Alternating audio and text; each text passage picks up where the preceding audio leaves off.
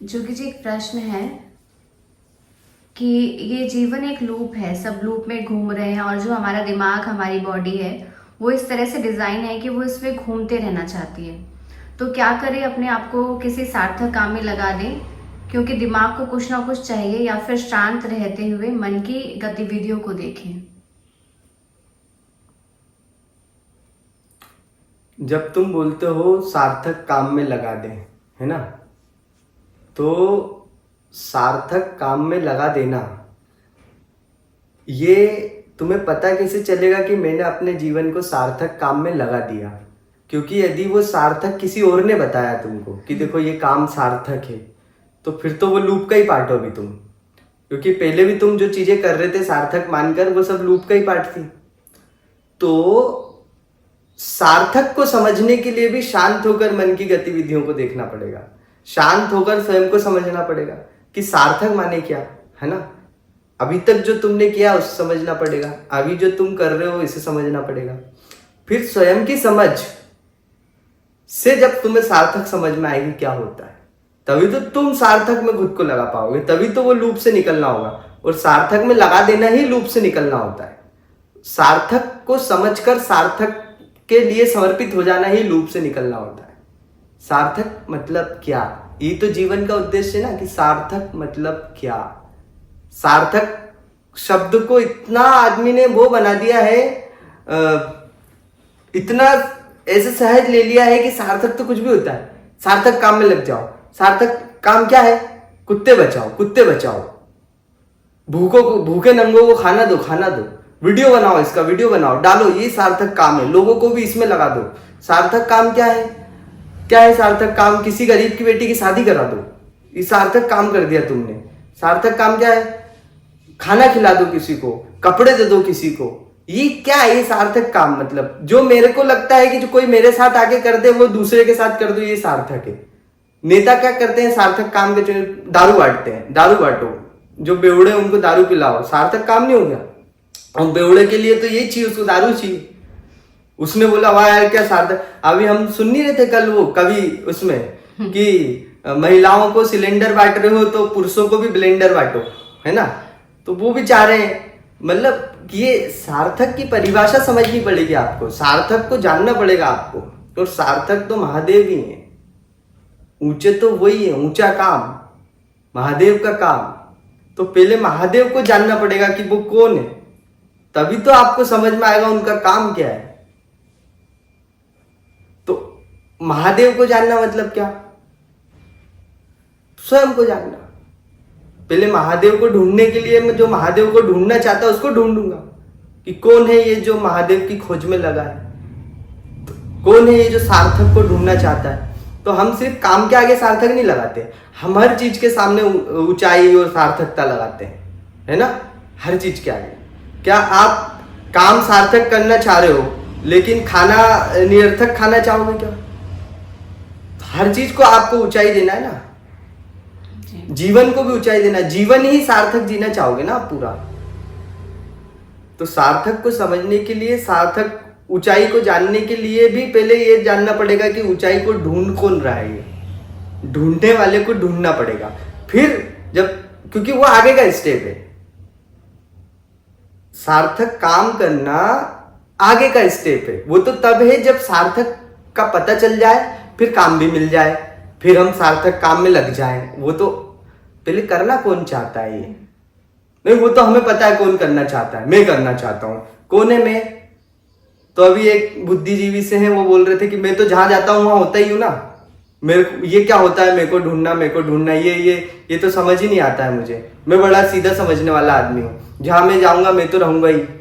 ये इतनी ही समझ है मैं की, ये है मैं। ये जिसको तुम मैं बोलते हो, आई सेल्फ, ये क्या वो है जहां तुम चले जाते हो वो भी वहां चला जाता है। उसको समझना पड़ेगा ना, पहले उसकी तहकीकात करना पड़ेगी, खोज करनी पड़ेगी उसकी,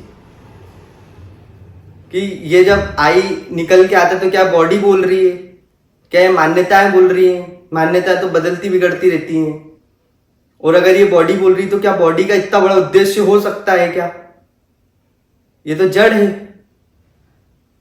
और कॉन्शियसनेस क्या है, मन क्या है, मेरे को समझना पड़ेगा। ऐसे थोड़ी मुंह उठा के बोल दूंगा कि जहां मैं जाता हूं मैं तो रहता ही है। तो ये होता है कि सार्थक को जानने के लिए भी स्वयं को जानना पड़ेगा। जब तुम जान लोगे तो दोनों ही उपयोगी हैं, चिंतन भी, और फिर इसीलिए होता है कि बाहर जब हम किसी में ऊंचाई देखते हैं जो हम स्वयं में देखना चाहते हैं, तो उससे हम एक जीवन को आगे चलाने के लिए उसके अनुसार हम कर्म करते हैं। क्योंकि देखो, हमने जो भी आज तक जीवन जिया है वो एक मैनुअल पे ही जिया है, किसी ने हमको लिख के दिया है, माँ ने, पिता ने, समाज ने, शिक्षक ने, ठीक है। लेकिन वो हमारे द्वारा चुने गए नहीं थे, वो हम पे थोपे गए थे, है ना। लेकिन गुरु वो होता है जो हम चुनते हैं, और हम अपनी पूरी ईमानदारी के साथ जिसको चुनते हैं। मैंने बोला ना, गुरु वही होता है जो तुम्हें तोड़ता है लेकिन फिर भी तुम उसके साथ बने रहते हो। गुरु वही होता है जो तुम्हारी कोई इच्छा पूरी नहीं कर रहा है, जो तुम्हारी हर इच्छा को गलत बता रहा है, जो तुम्हारे अस्तित्व को गलत बता रहा है, जिसपे पूरी तरह से जिसको देख के लगे कि ये डिस्ट्रॉयर है, लेकिन फिर भी तुम उसको चुनते हो, है ना। वो किसी मान्यता की वजह से नहीं, किसी धारणा की वजह से नहीं, क्योंकि धारणाएं जो तुम्हें दी गई है वो तो उसका विरोध कर रही है, मान्यताएं जो तुम्हें दी गई है वो तो उसका विरोध कर रही है, फिर भी तुमने उसको चुना, तो फिर वहां पर उसकी सहायता ली जाती है। जीवन में जब बिल्कुल भी स्पष्टता नहीं होती है तो ईमानदारी पूर्वक उससे कुछ सहायता ली जाती है कि आप बताइए आगे का जीवन अब कैसे हम व्यतीत करें अपनी ईमानदारी के साथ। जैसे मैंने बोला था कि ईमानदार व्यक्ति के भी कुछ प्रश्न होते हैं, जैसे मैंने जिम वाला उदाहरण दिया था कि एक बेईमान आदमी तो पूछता है कि सुबह सोऊं कैसे, सुबह जल्दी उठूं कैसे, रात में जल्दी सोऊं कैसे।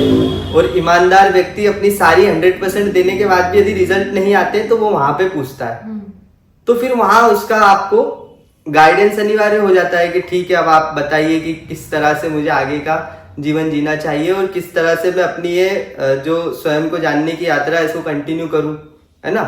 तो वहां पे दोनों चीजें अनिवार्य है कि पहले सार्थकता को हमें भी समझना भी है, मतलब आपने दो चीज पूछी कि क्या सार्थक कर्म में लग जाए इस लूप से निकलने के लिए, या इसको समझने के लिए बैठे रहे। बस दोनों चीजों को आपको बैलेंस में लेके चलना पड़ेगा, कर्म भी और समझ भी, ध्यान भी। तो फिर कुछ संतों ने कहा है कि नाम जप करते हुए ही अपने कर्म करो, क्योंकि फिर कुछ लोग कुतर्क करते हैं कि नाम जप करते हुए तो गलत काम करते रहें क्या। जिसने समझा, जिसने जाना, वो नाम जप करते हुए गलत काम कर सकता है क्या? नहीं। सोचो कोई अपने आराध्य का नाम जप करते हुए रेप कर रहा है, ऐसा हो सकता है क्या? कोई अपने आराध्य का नाम जप करते हुए किसी की हत्या कर रहा है, ऐसा हो सकता है क्या? चोरी कर रहा है, नहीं कर सकता ना।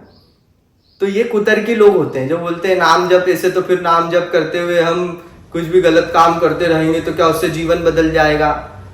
नाम जप करते हुए गलत काम कर नहीं सकते तुम, या तो गलत काम करते हुए तुमने नाम जप करना बंद कर दिया होगा, क्योंकि सहज सही गलत की समझ तो सभी को होती है। भ्रष्टाचार जब मैं कर रहा हूं, ऑफिस में बैठा हूं मैं, मुझे पता है कि ये गरीब किसान आया है मेरे पास, उससे रिश्वत ले रहा हूं मैं, नाम जप करते हुए ले लूंगा क्या? नहीं। कि मेरे अंदर राधा नाम चल रहा है या राम नाम चल रहा है या कृष्ण नाम चल रहा है और मैं उससे बोल रहा हूँ ला इतने पैसे दे दे, नहीं कर सकता। या तो फिर मैं मन से नाम जप ही नहीं कर रहा हूँ, वो तो यूं ही है, मतलब या पहली बात तो है कि चल ही नहीं रहा होगा, ये निश्चित है ना। तो दोनों चीजें चलानी पड़ेगी। नाम जप माने अपने पर दृष्टि, चिंतन मनन और खुद को समझना, प्लस सार्थक काम। सार्थक अभी हमें समझ नहीं आया ना जब तक पूरी तरह से। तो जो भी गुरु हैं, जिनको भी हमने सबसे ऊंचा माना, और जैसे मैंने बोला कि समाज के दिए हुए नहीं होने चाहिए कि समाज ने थोप दिया कि पापा जी ले गए, बोले चलो गुरुजी को राम राम करो, और वो गुरुजी से पूछने नहीं। तुम्हारी चेतना, तुम्हारी ईमानदारी क्या गवाही करती है? ये कौन है जो तुम्हें मार्ग दिखा सकता है? अपने गुरु भी तो स्वयं ही चुनना पड़ते हैं, वो भी तो तुम्हारी अंतर्दृष्टि से निकला है। जब आप बोलते हो कि गुरु की बात क्यों माने, वो तो बाहर से आई है, हम खुद जानेंगे। अरे तो गुरु को भी तो तुम ही ने चुना है ना, तो वो तुम्हारा ही चुनाव है। अब जो वो बोलेंगे वो जब तुम करोगे तो वो तुमने ही चुना है। चैट जीपीटी वही तो उत्तर देता है जो तुम प्रश्न पूछते हो, तो उसका उत्तर उसका चुनाव थोड़ी था, तुम्हारा चुनाव था। तो गुरु भी जब तुम्हें कोई आदेश देता है तो वो आदेश देने के लिए पहले तुम गुरु को आदेश देते हो। तुम्हारे आदेश के बिना अगर वो आदेश देगा तो हिंसा हो जाएगी, और गुरु कभी हिंसा थोड़ी करता है। तो उसके आदेशों का पालन करो, और वो आदेश उसके नहीं है, याद रखो, वो कोई गुलामी नहीं है, वो तुमने ही चुना था कि हमें मार्गदर्शित करो। तो वहां पर लेकर चलो कि अभी क्या काम करना चाहिए, कैसे करना चाहिए, और साथ में अपनी ईमानदारी। लेकिन बात ये, जो स्थूल काम गुरु ने तुमको बताए हैं वो तो तुम करते हुए दिख जाते हो उसको, क्योंकि वहां पे गुरु, जो बाहर का गुरु है वो नजर रखता है, लेकिन अंदर जो तुम्हारी चलनी चाहिए प्रोसेस, उसको तुम बंद कर देते हो। वहां वो गुरु तुमको देख नहीं सकता। अंदर वाले गुरु से तुमने इतना बनाया नहीं है जो तुम्हें लताड़े। बाहर वाला गुरु, उसने तुम्हें अंदर भी काम दिया है करने के लिए, लेकिन उस पर वो नजर नहीं रख सकता। तो वहां तुम उससे बेईमानी कर जाते हो, झूठ बोल जाते हो, और बाहर उसको सारे काम करते हुए दिखते हो एज ए टीज, देखो देखो ये कर रहा हूं मैं, तो जैसा जैसा आपने बताया वैसे वैसे जी रहा हूं। और बेचारा कुछ बोल नहीं पाता, लेकिन दिखता तो उसको भी सब कुछ है कि बेईमानी तो कहीं ना कहीं चली रही है। वो बाहर अगर उसको गलत करते हुए दिखे तो लताड़ेगा। तो इसीलिए अंदर वाले गुरु से भी संबंध बनाओ, और फिर जैसे जैसे तुम्हारे रिश्ते अंदर वाले गुरु से मजबूत होते जाएंगे, बाहर वाले गुरु से छूटते जाएंगे। माने कौन सा वाला, ये डिपेंडेंसी का रिश्ता छूटता जाएगा, संबंध नहीं छूट जाएगा, डिपेंडेंसी का संबंध छूट जाएगा। तो जितने भी संत रहे उनका कोई ना कोई गुरु था, तो क्या उन्होंने अपने गुरु से संबंध तोड़ दिया? नहीं ना। गुरु के लिए तो प्राण न्यौछावर कर देंगे कभी भी, लेकिन गुरु से डिपेंडेंसी का संबंध खत्म हो गया, क्योंकि उन्होंने अपने अंदर वाले गुरु को पकड़ लिया, है ना। तो दोनों चीजें, नाम जप, ध्यान, स्वयं पे दृष्टि और सार्थक कर्म,